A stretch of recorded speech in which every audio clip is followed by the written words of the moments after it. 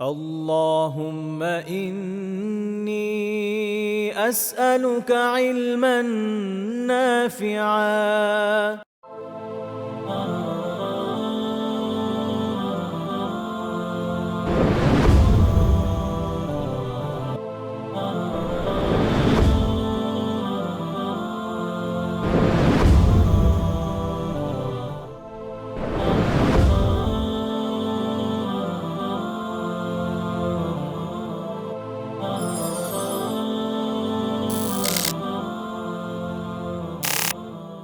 আলহামদুলিল্লাহ রাব্বিল আলামিন ওয়াসসালাতু ওয়াসসালামু আলা রাসূলিহিল আমিন ওয়া আলা আলিহি ওয়া সাহবিহি আজমাইন ওয়া মান তাবিআহুম বিইহসানিন ইলা ইয়াউমিদ্দিন আম্মা বা'দ ফাআউযু বিল্লাহি মিনাশ শাইতানির রাজীম বিসমিল্লাহির রাহমানির রাহিম আলাম তারা ইলাল লাযীনা উতু নাসীবাম মিনাল কিতাবি আশতারুনা আদ-দালালাতা ওয়া ইউরিদুনা আন তাদিল্লুস সাবিল আল্লাহু আ'লামু বিআকুম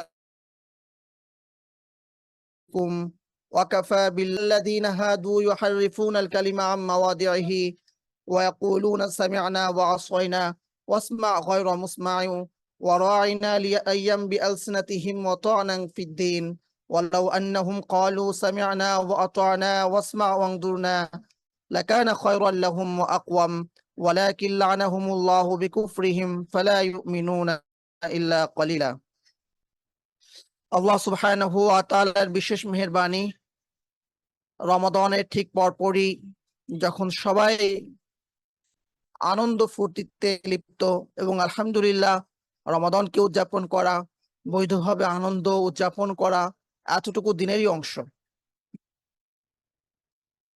আল্লাহ সুবহানাহু ওয়া তাআলা আনন্দের জন্য দিন দিয়েছেন, তো এদিনও যদি আমরা ভাব গাম্ভীর্য নিয়ে থাকি, যদি আনন্দ ফুর্তি না করি, যতটুকু বৈধতার মধ্যে ঈদটাকে উদযাপন করা যায় ততটুকু উদযাপন না করি, এটা সুন্দর কোনো কিছু না।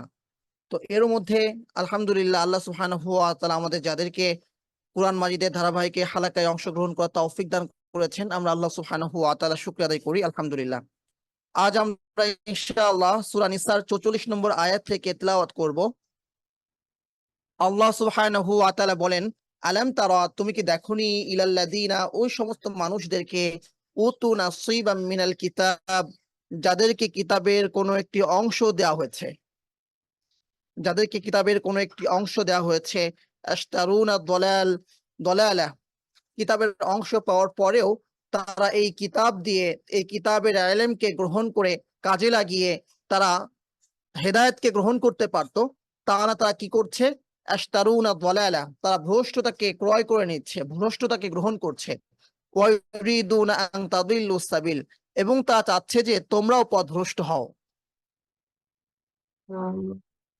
অর্থাৎ একদিকে তা যেমন পথভ্রষ্ট হয়েছে, অপরদিকে তা তোমরাও পথভ্রষ্ট হও, অথচ তাদেরকে কিতাবের একটি অংশ দেওয়া হয়েছে। এরপর আল্লাহ সুবহানাহু ওয়া তাআলা বলছেন, আল্লাহু আ'লামু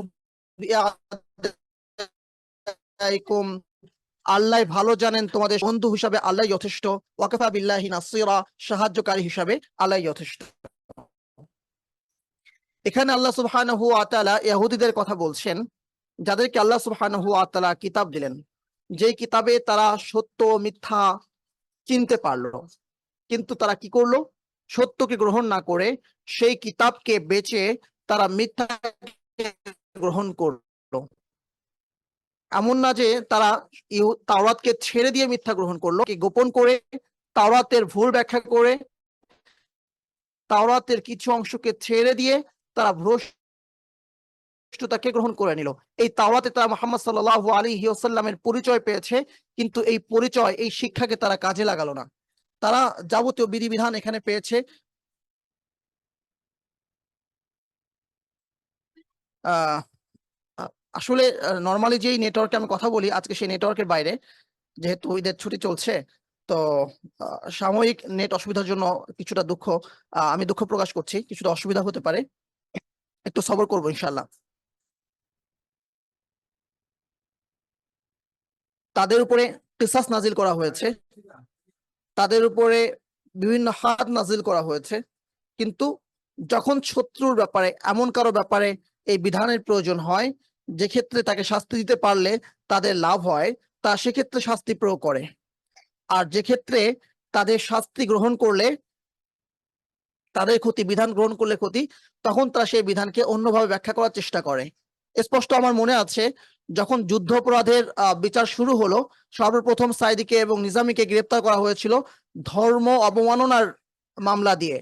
অর্থাৎ তারা একটা স্টেজে উপস্থিত ছিলেন এবং সেখানে শিবিরের সভাপতি মোহাম্মদ মাসুদ সম্ভবত তার নাম, সে একটা কথা বলছিল যে রাসূল সাল্লাল্লাহু আলাইহি ওয়াসাল্লামকে এবং সাহাবা কিরামকে দিনের জন্য অনেক কষ্ট সহ্য করতে হয়েছে, অনেক ত্যাগ সহ্য করতে হয়েছে। তো যুগে যুগে যারা এই দিন নিয়ে আসবে, দিনের দাওয়াত দিবে, তাদেরকেও সহ্য করতে হবে। তো এই কথাটাকে, এই বক্তব্যটাকে একটা শ্রেণী তারা বলল যে নিজামীকে এবং সাইদিকে রাসূল সাল্লাল্লাহু আলাইহি ওয়াসাল্লাম এবং সাহাবা কিরামের সাথে তুলনা করা হয়েছে, নাউজুবিল্লাহ। তো ধর্মকে রক্ষা করার জিম্মাদারি তারা নিল, ধর্ম অবমাননার মামলা দিল, অথবা তাদেরকে গ্রেফতার করলো। এটা ছিল তাদের প্রতিশ্রুতি দিয়েছিলেন হেদায়েতকে গ্রহণ করার জন্য, হেদায়েতের আলোকে ছড়িয়ে দেওয়ার জন্য সেই কিতাবকে গোপন রেখে ভ্রষ্টতাকে ক্রয় করে নেওয়া হচ্ছে। এটা হতে পারে কখনো মেম্বার থেকে, মসজিদের মেম্বার থেকে, মেহরাব থেকে। হ্যাঁ, মেহরাব, যেখানে মেহরাব মানেই হচ্ছে অস্ত্রাগার, যুদ্ধের বস্তু রাখার স্থান। আরেকটা অর্থ হচ্ছে উঁচু স্থান। তো এখান থেকে আল্লাহ সুবহানাহু ওয়া তাআলার বিধান দ্বিধাহীন চিত্তে, নির্ভীক চিত্তে বলার কথা ছিল, কিন্তু দেখা যাচ্ছে যে নিজের ইমামতে টিকিয়ে রাখার জন্য সেখানে সত্যকে গোপন করা হচ্ছে। হতে পারে যে একজন কর্মকর্তা বা কর্মচারী, সে একটা অফিসে জব করে, তো তার কাছে আল্লাহ সুবহানাহু ওয়া তাআলা বিধান আছে যে কি করণীয় কি বর্জনীয়, কিন্তু সে দেখলো কি করণীয় আর কি বর্জনীয় সেটা মানতে গেলে এখানে তার চাকরি নিয়ে টানাটানি লেগে যাবে। তো সে কি করলো, মিথ্যাটাকে গ্রহণ করলো এবং কিতাবটাকে তারা বেচে দিল, কিতাবটাকে সে ওই মুহূর্তের জন্য সে ভুলে গেল। তো এটা হচ্ছে ইহুদিদের বৈশিষ্ট্য। আল্লাহ সুবহানাহু ওয়া তাআলা জায়গায় জায়গায় মুত্তাকিনগণের বৈশিষ্ট্যের কথা বলেছেন, সালেহিনগণের বৈশিষ্ট্যের কথা বলেছেন, নবীগণের ঘটনা উল্লেখ করেছেন, মুমিনগণ যেন সেগুলো গ্রহণ করে।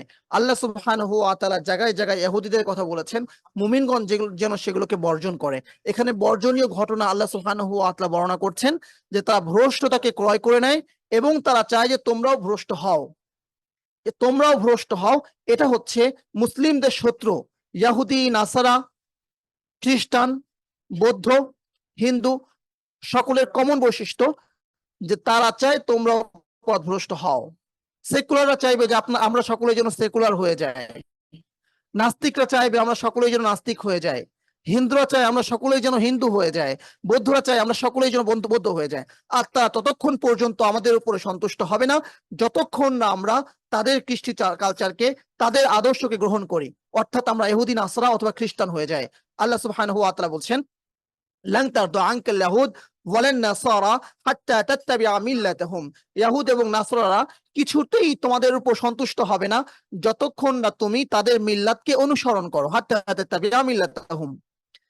তো আমাদের মধ্যে এই হীনমন্যতা কাজ করে, কিভাবে তাদের সন্তুষ্টি রাখা যায়, তাদেরকে রাজি রাখা যায়, খুশি রাখা যায়, এবং সেজন্য অনেক ধরনের প্রবণতা, অনেক ধরনের চেষ্টা, অনেক ধরনের তদবির দেখা যায়, অনেক ধরনের চেষ্টা তদবির দেখা যায়। তো এটা আসলে আল্লাহ সুবহানাহু ওয়া তাআলার চেয়ে আমরা কিছুতেই বেশি জানি না। আল্লাহ বলছেন তা চাই যে তোমরাও যেন পথভ্রষ্ট হয়ে যাও।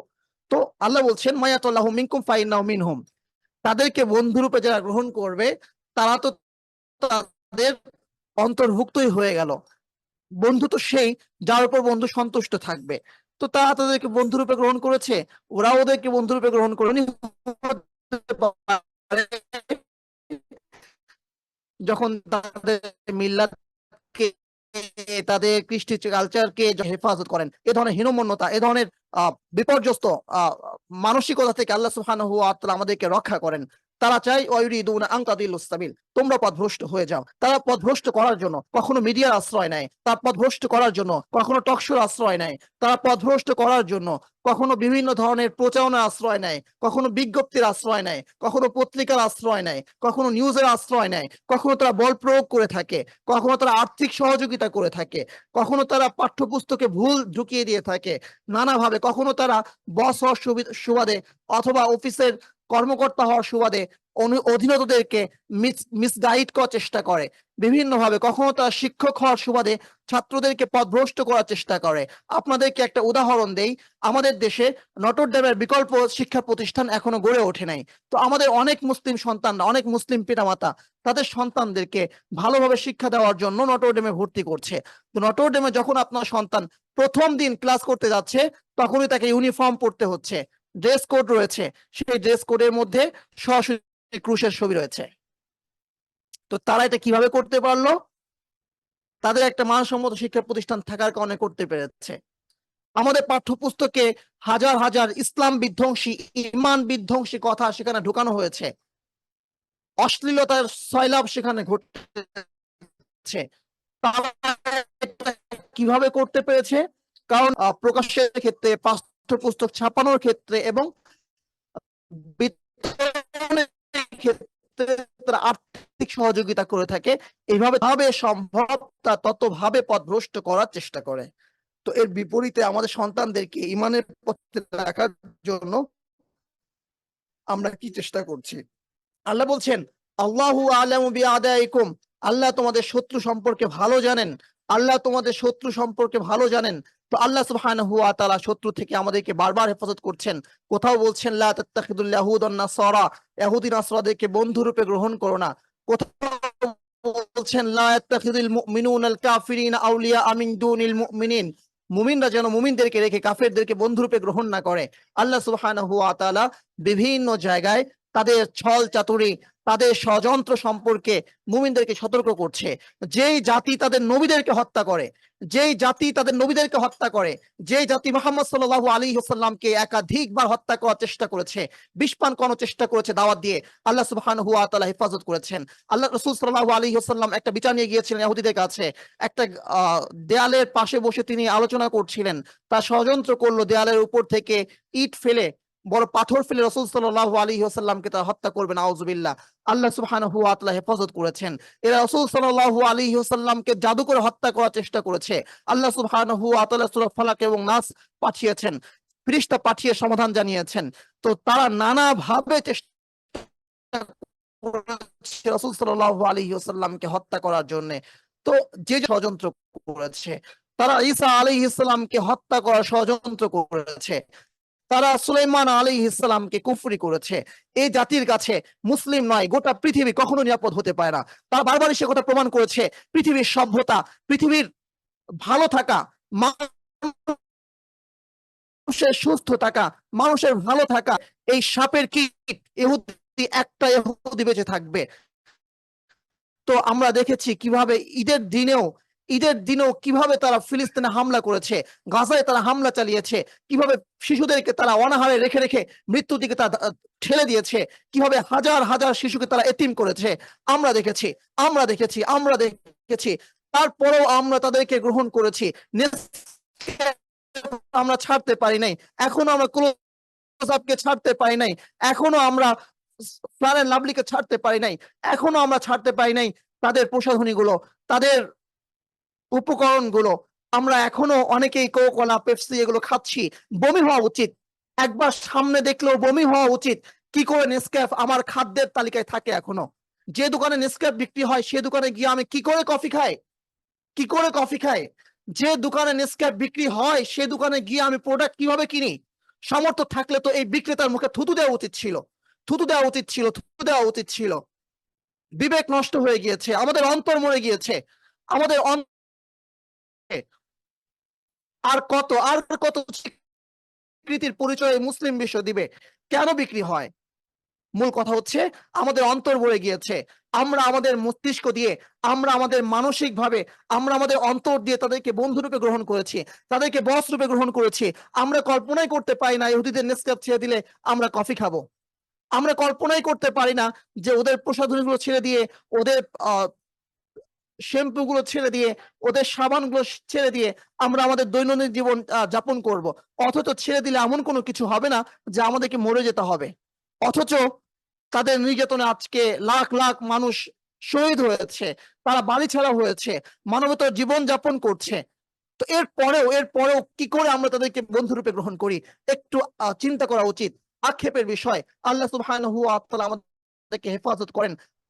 আমাদের ঘর, আমাদের বাজার, আমাদের অফিস, আমাদের কর্মক্ষেত্র সমস্ত কিছু যেন ইহুদিদের প্রোডাক্ট মুক্ত হতে পারে। এই চেষ্টাটুকু আমরা করতে পারি না ইনশাআল্লাহ? এই চেষ্টা আমরা সকলেই করবো ইনশাআল্লাহ। তো আল্লাহ বলছেন, আল্লাহু আ'লামু বিআদাইকুম, তোমাদের শত্রু সম্পর্কে আল্লাহ ভালো জানেন। আল্লাহ ভালো জানেন। ওয়াকাফা বিল্লাহি ওয়ালিয়া, বন্ধু হিসাবে আল্লাহ যথেষ্ট। বন্ধু হিসাবে আল্লাহ যথেষ্ট। বন্ধুর শত্রু কখনো আমার বন্ধু হতে পারে না। বন্ধুর শত্রু কখনো আমার বন্ধু হতে পারে না। যদি আমি আল্লাহকে বন্ধুরূপে গ্রহণ করি, তবে আমার আর কিসের ভয়? যদি আমি আল্লাহকে বন্ধুরূপে গ্রহণ করি, তাহলে আমার কিসের চিন্তা? আর যদি আমি আল্লাহ শত্রু যারা তাদেরকে বন্ধুরূপে গ্রহণ করি, তাহলে আল্লাহকে বন্ধুরূপে গ্রহণ করার কোনো সুযোগ নাই। আল্লাহ বলছেন, আলা ইন্না আউলিয়া আল্লাহ লা খাউফুন আলাইহিম ওয়া লা হুম ইয়াহজানুন।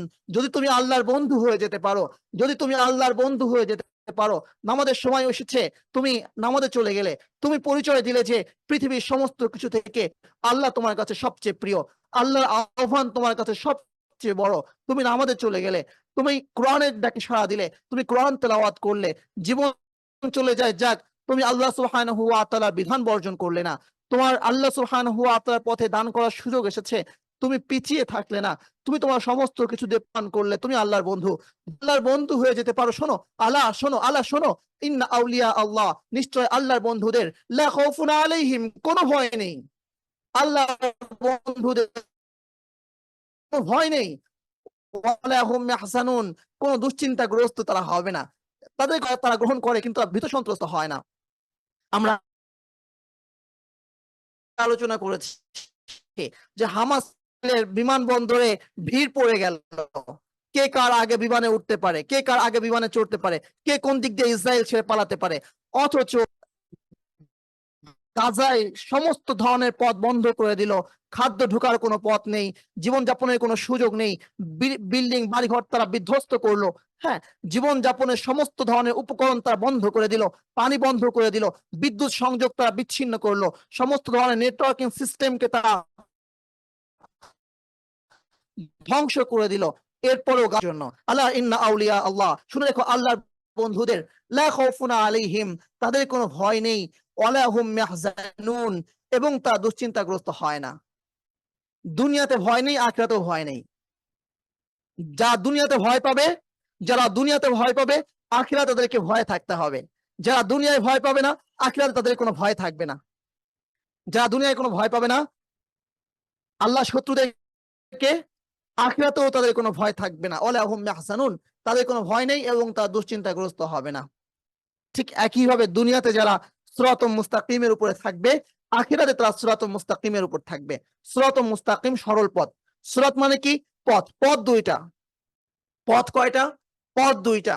একটা হচ্ছে দুনিয়াতে সিরাতুল মুস্তাকিম, যেটা হচ্ছে ইসলাম, যেটা হচ্ছে কোরআনের পথ, যেটা হচ্ছে সেই পথ যে পথ রাসূল সাল্লাল্লাহু আলাইহি ওয়াসাল্লাম দেখিয়েছেন, যে পথে রাসূল সাল্লাল্লাহু আলাইহি ওয়াসাল্লাম চলেছেন আর বলেছেন আমার পিছু পিছু এসো, ইত্তাবিউনি, আমার অনুসরণ করো। এই হচ্ছে সেই সিরাতুল মুস্তাকিম। দুনিয়াতে যে সিরাতুল মুস্তাকিমের উপর থাকবে, সিরাতের উপর থাকবে, পরকালে সে সিরাতের উপরে থাকতে পারবে।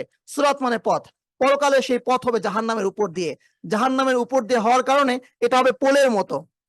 নদীর উপর যেমন রাস্তা হলে তাকে আমরা পুল বলি, ব্রিজ বলি, তো এই সিরাত হবে জাহান্নামের উপর দিয়ে।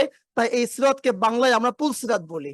পুল আরবিতে কোনো শব্দ নেই, পুল তো পথ বাংলা শব্দ, এই লেটারের উচ্চারণ আরবিতে নাই। পুল সিরাত এটা হচ্ছে বাংলা শব্দ, মূল শব্দটা হচ্ছে সিরাত। যারা দুনিয়াতে সিরাতের উপর থাকবে না, ইসলামের উপরে থাকবে না, আল্লাহ সুবহানাহু ওয়া তাআলা বলছেন সূরা ইয়াসিনের মধ্যে, ফাস্তাবাকুস সিরাত, তারা যখন সিরাতে যাবে, ফাআন্না ইউবসিরুন, তারা কিভাবে পথের দেখা পাবে? তো তারা কি হবে? কেটে কুটে ওই জাহান্নামের মধ্যে পড়ে যাবে, তিমের উপর থাকবে। ঠিক একইভাবে যারা দুনিয়াতে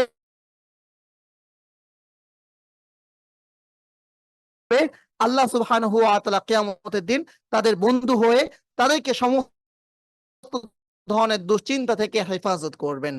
সুতরাং সুতরাং আমরা আল্লাহকে বন্ধুরূপে গ্রহণ করি। এর বিপরীতে যত শত্রু আছে, যত ষড়যন্ত্র আছে, সমস্ত ষড়যন্ত্র থেকে আমরা নিশ্চিন্ত হয়ে যায়। আমরা সতর্ক থাকব, কিন্তু নিশ্চিন্ত থাকব। যদি মৃত্যু আসুক, আমি তো আল্লাহর পথে আছি। সর্বোচ্চ শত্রু আমার কি করবে? ইবনে তাইমিয়া রাহিমাহুল্লাহ বলেছেন শত্রু আমার কি করবে? ইবনে তাইমিয়া রাহিমাহুল্লাহ বলেছেন শত্রু করবে, মেরে ফেলবে, শাহাদাত, জেলে ভরবে, খলওয়াত। খলওয়াত হচ্ছে একাকিত্ব, নির্জনতা, যেখানে একজন মুমিন ব্যক্তি মুত্তাকিরা নির্জনে থেকে আল্লাহ সুবহানাহু ওয়া তাআলার ইবাদত করার চেষ্টা করে। তো নির্জনে থাকা, এতেকাফ হচ্ছে সেই নির্জনতার একটা মাধ্যম। এতেকাফ চেষ্টা করা, মোবাইল মুক্ত থেকে করার চেষ্টা করা। তো অনেকের ক্ষেত্রে সেটা সম্ভব হয় না, আমার ক্ষেত্রেও সম্ভব হয় নাই।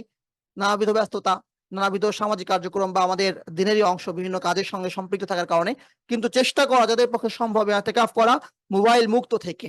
হ্যাঁ, তো এটা এক ধরনের খলওয়াত। তো ইবনে তাইমিয়া রাহিমাহুল্লাহ বলছেন মেরে ফেলবে, শাহাদাত, জেলে ভরবে, খলওয়াত, ছেড়ে দেবে, শুরু হবে আবার জিহাদ ফি সাবিলিল্লাহ। তিনটার বিপরীতে আর কিছু হতে পারে না, এই তিনটার বাইরে আর কিছু হতে পারে না। শত্রু আমার কি করবে? তো একজন মুসলিম সে নিশ্চিন্ত থাকবে, কারণ সে আল্লাহকে বন্ধুরূপে গ্রহণ করেছে। আল্লাহ বলছেন কাফেরদেরকে বন্ধুরূপে গ্রহণ করো না, তোমাদের শত্রু সম্পর্কে আল্লাহ ভালো জানেন। কাফা বিল্লাহি ওয়ালিয়া, বন্ধু হিসাবে আল্লাহ যথেষ্ট। ওয়াকাফা বিল্লাহি নাসিরা, সাহায্যকারী হিসাবে আল্লাহ যথেষ্ট। যদি আল্লাহর মতো একজন বন্ধু জুটে যায়, তো সাহায্য করার সাহায্যকারী আর কার প্রয়োজন? ইয়াকা নাবুদু ওয়া ইয়াকা নাস্তাইন, শুধুমাত্র তোমারই ইবাদত করি, শুধুমাত্র তোমারই কাছে আমরা সাহায্য চাই। তো আজকে সামনে আর আলোচনা করব না, যতটুকু আলোচনা করা হলো আল্লাহ সুবহানাহু ওয়া তাআলা আমাদেরকে আমল করার তৌফিক দান করেন। আমিন। জাযাকুমুল্লাহ খাইর। আহসানুল জাযা। আল্লাহ রাব্বুল আলামিন আপনাদের কথাগুলো বুঝার এবং মানার তৌফিক দান করুক।